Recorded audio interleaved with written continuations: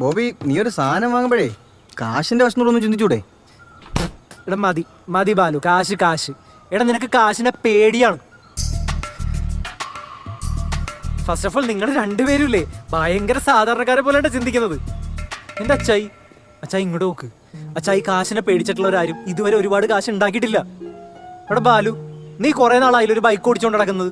എന്നാ അടുത്ത കൊല്ലം ഒരു BMW ഓടിക്കുന്നതിനെ കുറിച്ച് നീ സ്വപ്നം കാണുന്നുണ്ടോ? എന്തിന്? ഇവൻ എടാ നീ കാണണം, അപ്പൊ നീ ഇറങ്ങും, നിനക്ക് മനസ്സിലാവും നിനക്ക് ഇപ്പൊ കിട്ടുന്ന സാലറി പോരാന്ന്. അച്ചായി ഒരുപാട് ആഗ്രഹങ്ങളുള്ളവരെ ഒരുപാട് വലിയ കാര്യങ്ങളൊക്കെ ചെയ്തിട്ടുള്ളൂ അച്ചായി. അതിന് അല്ല ഞാനിത് ഈ വീട്ടിൽ ആരോട് പറയാനാണ്?